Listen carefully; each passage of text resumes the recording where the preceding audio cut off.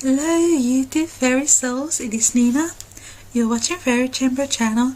I'm going to start this new series to my YouTube channel about different fairy species, and I'm going to categorize these different fairy species like helper fairies, trickster spirits, nature elemental spirits, and so on.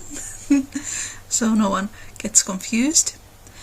For me, fairy means an elemental spirit or something magical being that is connected with nature and elements, but it can also be any kind of creature from another realm, from magical reality and fairy tales, mythology and folklore.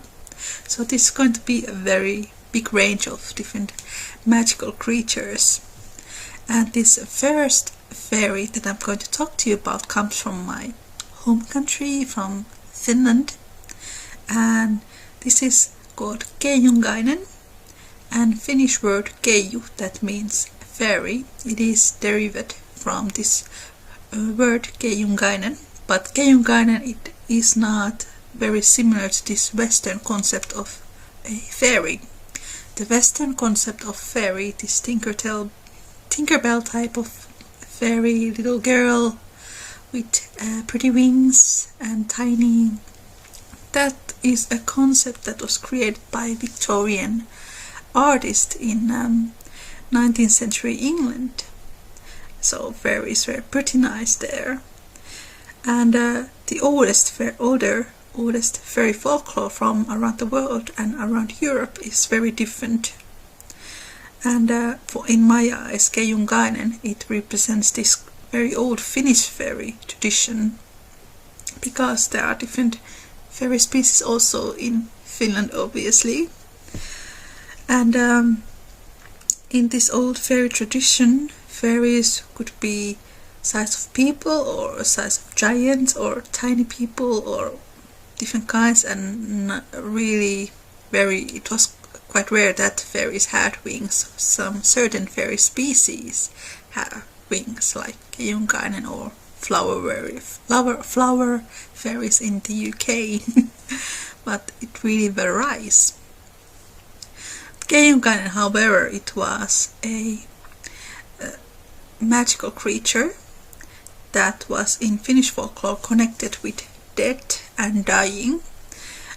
Keijungainen, it was a tiny creature with wings, but it didn't really look like a human.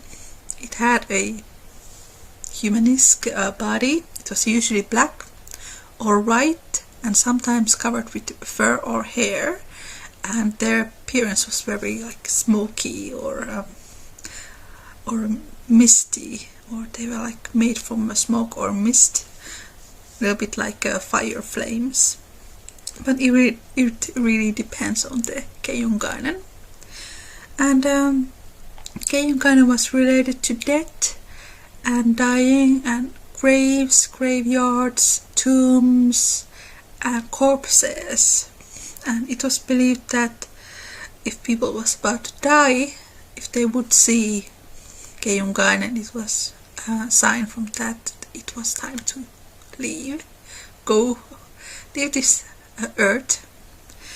But also it was told that around Samain and Kekri, which is the Finnish Samain and harvest festival, end of the year, Day of the Dead, around Kekri, person could see Keijungainens dancing in the cemeteries. And of course, Kekri night, it is time when the dead people would come to the earth, so the Keijungainens, they would be all around graveyards at that time, because they are really connected with death and this kind of passing between this world and the other realms. So during Kekri night, when you went to the cemeteries and it was a full moon, you might see these creatures dancing in the graveyard, singing hauntingly beautiful songs. Keychains, they are connected with the air and the element of air because of their ability of flying, but also because air is element of thinking and thoughts. So they are all connected with thinking about death and thoughts about death. Very fairy stuff, as you can hear. So that is the story of Keychains. I hope you enjoyed this, and I hope you enjoy rest of these fairy species videos. Thank you for watching, and have a great time wherever you are. Bye! Thank you so much for watching, guys. If you are interested to learn more about animal myths and stories from the north, I have a course called People of the Bear, which is all about the bear worship in ancient Finland and different parts of the world. There are stories about bear as a celestial being and the way the bear was honored as a sacred ancestor. If you're interested, head over to my website fairychamber.com. Link is also in the description. Have a great day and make good choices. Bye!